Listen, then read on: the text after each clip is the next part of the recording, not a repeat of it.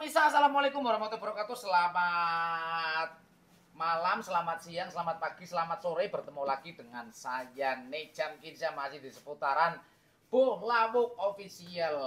Apalagi yang mau kita bahas melainkan seputaran dunia transportasi angkutan darat atau truk ya. Yang mana ini sedikit agak-agak pilek-pilek kepriye ngono. Seperti biasa yang akan kita bahas di setiap episode ngobrol-ngobrol dewek kan, alias dongeng dewek, sing dibahas ya nana liyane mesti tentang seputaran dunia transportasi angkutan darat, khususnya truk, angkutan barang, truk, yang mana lebih dikhususon lagi yaitu kol diesel ya, entah itu bak terbuka, entah itu box, karena yang pernah saya jalani paling lama itu kelalen yung dungan. Bisa naik kelalen lah ngapa kira? Apa bangannya orang karo udut. Jadi saya lebih senang membahas kalau untuk saya sendiri itu tentang seputar dunia transportasi angkutan darat truk kol diesel, yang mana saya paling lama menjalankan tugas di truk tersebut, karena saya tidak akan mendongeng untuk yang lain-lain kecuali ada narasumbernya di sebelah nyong. Lah nek nang sebelah nyong kuwi ana narasumbere alias ana sing tak takone langsung, lah baru bahase sing selain kol diesel, mbok kuwi bak terbuka, mbok kuwi bak tertutup, seperti itu pemirsa. Oke. Seperti biasanya saya akan menjawab pertanyaan-pertanyaan dari remisa semuanya. Salah satunya yang sudah komen di video kemarin, di video kemarinnya, di video kemarin. Kobong lambene jebrit kabeh. Serta kemarin sekali dan kemarin akeh nemen, itu akan saya beri jawaban melalui video di YouTube. Seperti itu pemirsa. Misalnya alias contohnya ya, ini saya akan menjawab pertanyaan dari yang bernama @dilzz strip XEG. Iki macane angel temen. Dilzz XEG apa? Dilzz XEG angel sio. Jenenge dilzz strip Z apa dilzz strip XEG iki kan mending nyara iki. Wes nyong ora mikiri, kok sing nonton kan mestine komen. Pas sing takon. Oke, pertanyaan dari atas nama @dilzz strip XEG ini yang bertanya, Mas, menurutmu tipe Canter yang cocok untuk lintas pulau itu HD atau SS Mas buat lintas Sumatera? Lintas Jawa Sumatera. Salam dari Palembang. Oh, menurut saya ini yang ditanyakan, kira-kira kalau menurut saya itu truk Canter yang cocok untuk lintas Jawa Sumatera itu yang tipe apa? Yang tipe HD atau yang SS, yaitu HD atau Super Speed. Oke Mas, akan saya jawab berdasarkan yang saya ketahui.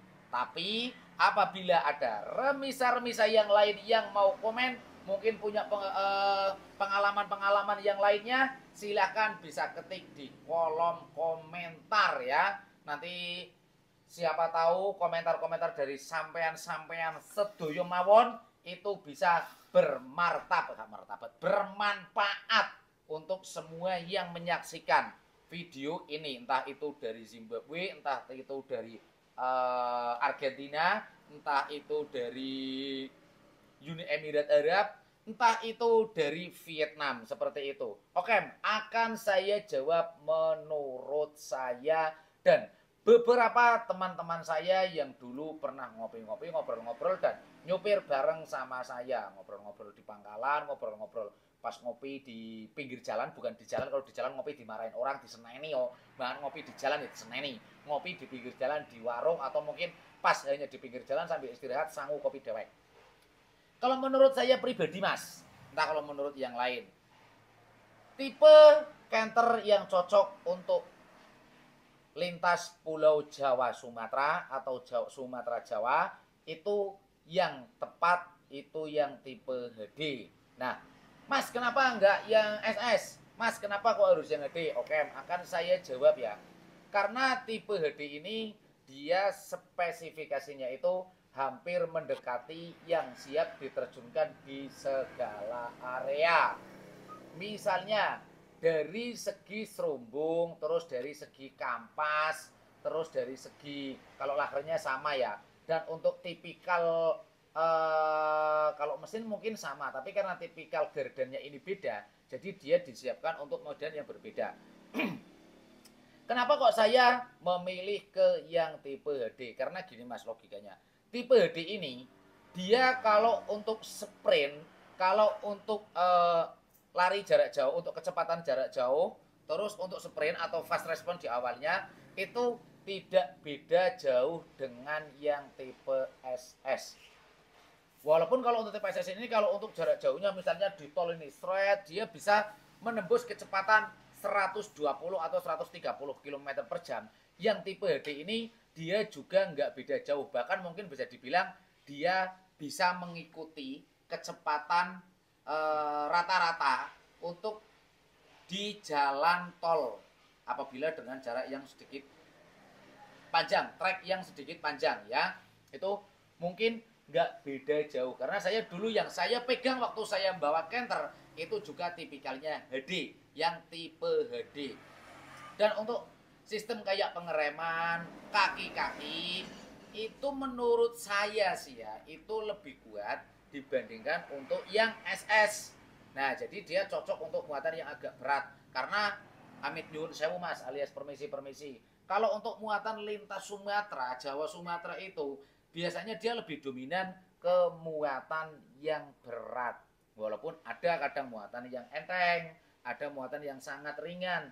Tapi menurut yang pernah saya alami, kalau untuk muatan lintas Jawa Sumatera, itu biasanya dia muatannya memang lumayan berat-berat. Ibaratnya sampean berangkat 10 trip, itu biasanya sampean metuki muatan yang sangat enteng, itu paling hanya satu tripnya ya. Berarti yang 9 itu biasanya sampean muatannya, tonasenya itu biasanya berat. Atau kalau untuk dibikin perbandingannya itu biasanya 6:4 itu rata-rata, berarti lebih dominan yang muatan berat itu kalau menurut saya. Karena kalau yang saya lihat pun untuk tipe Canter yang digunakan untuk lintas Jawa Sumatera itu memang rata-rata menggunakan yang tipe HD. Ada bahkan kadang yang menggunakan yang super HD ya, tapi kalau rata-ratanya itu kalau untuk orang-orang dari Jawa atau dari Sumatera itu kalau untuk lintas itu biasanya menggunakan yang tipe HD. Walaupun ada beberapa yang menggunakan tipe SS atau yang super speednya. Karena untuk yang tipe HD pun itu masih ada beberapa item yang ditambahkan. Contoh lebih seringnya itu biasanya di per Mas. Itu di per, daun pernya itu biasanya banyak yang ditambahi atau mungkin dirakit ulang, diracik sesuai dengan yang diinginkan atau yang diketahui oleh driver-driver tersebut. Tipikal kalau untuk Canter HD ini ya, dia dibawa lari untuk lapang dia juga oke. Untuk digunakan di jalur trek naik turun dia juga oke. Dan untuk bawa muatan berat agak tinggi pun dia tidak terlalu lembung. Seperti itu pemirsa ya. Misalnya kayak untuk muatan agak tinggi dibawa di jalur menukik itu dia tipikalnya lebih enak karena tidak begitu mereng-mereng alias mereng pindo alias mereng 2 kali. Kalau digabung jadinya mereng-mereng seperti itu pemirsa. Kalau untuk yang tipe D, Mas, kalau untuk konsumsi bahan bakar kan lebih irit yang tipe SS. Kalau untuk masalah kita ngobrol di bahan bakar Mas, kowe ngapa kak bisa milu oglek barangnya utak-utik milu gela-gelo setel be ora kak butok antel. Jadi kalau menurut saya itu yang pernah saya alami ya, bahwa tipe yang SS dan tipe yang HD itu untuk konsumsi bahan bakarnya itu nggak jauh berbeda. Mungkin kalau untuk jarak pendek kerasa banget, tapi kalau untuk jarak jauh itu agak sedikit berbeda.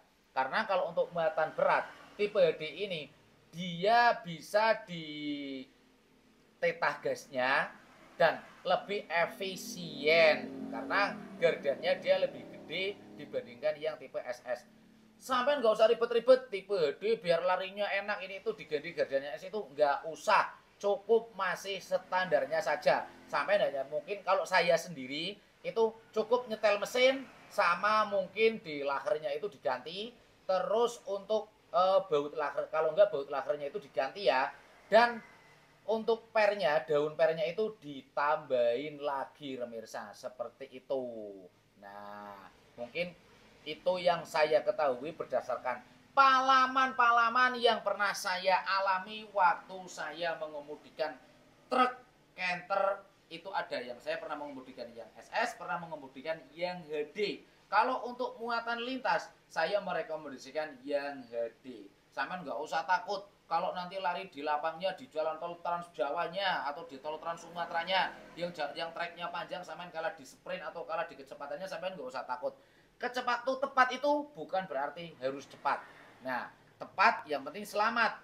Tepat itu nggak harus cepat ya, asal sampean bisa mengatur ritme waktu yang sampean tempuh ini. Misalnya kayak sampean waktu makan istirahat, makan sampean udut, sampean ngopi, itu selisihnya nggak beda jauh loh. Kalau misalnya yang depan ini dengan jalan kecepatan kilometer 120 km per jam dan sampean melaju kecepatan dengan 110 km per jam, tapi sampean bisa mengatur waktu untuk sampean di waktu pas istirahat, terus di waktu sampean pas makan, sampean ngisi BBM-nya, sampean bisa nebak, oh ini saya kalau ngisi BBM di pom sini itu biasanya antriannya panjang karena sini biasa didominasi oleh truk-truk panjang atau bus-bus gede yang ngisi BBM-nya itu memakan waktu lumayan lama. Ya, terus sampean misalnya kalau kayak makan, daripada kita makan di situ makan terus kita baru jalan lagi setelah habis udut 2 batang, kalau saya sih mending habis makan langsung minum selesai bayar dan kita lanjut jalan lagi. Mending kita sambil jalan santai-santai saja ya, ibaratnya sambil ngademaken ban lagi, seperti itu pemirsa. Oke, semoga video kali ini sedikit bermanfaat untuk remisa semuanya dimanapun Anda berada, dan tidak lupa saya doakan semoga remirsa diberikan kesehatan, kelancaran, dan keberkahan rezeki, dan yang pasti selalu dalam lindungan Tuhan Yang Maha Esa dimanapun Anda berada dan kapanpun. Apabila ada pertanyaan silakan ketik di kolom komentar. Apabila ada yang mempunyai pendapat lain atau jawaban lain, silakan juga ketik di kolom komentar. Siapa tahu di video-video Bulawok official ini bisa menjadi tempat kita untuk sharing-sharing ilmu, berbagi pengalaman, dan yang pasti bermanfaat untuk semuanya. Dan jangan lupa untuk yang mau beli kaos bisa langsung ke Bulawok Store ya, tersedia di online shopnya Bulawok Store atau bisa langsung datang di outletnya Bulawok Store, dan bisa juga COD di jalur Pantura Alas Roban. Untuk yang mau kirim-kirim barang bisa menggunakan jasa dari Bulawok Ekspedisi, solusi tepat pengiriman cepat. Akhir kata dari saya, apabila ada salah kata saya mohon maaf, dan wassalamualaikum warahmatullahi wabarakatuh. Salam satu aspal 3 pedal, tetap selalu jaga keselamatan dan saling menghargai sesama pengguna jalan. Wassalamualaikum warahmatullahi wabarakatuh. Kita bertemu lagi di episode selanjutnya.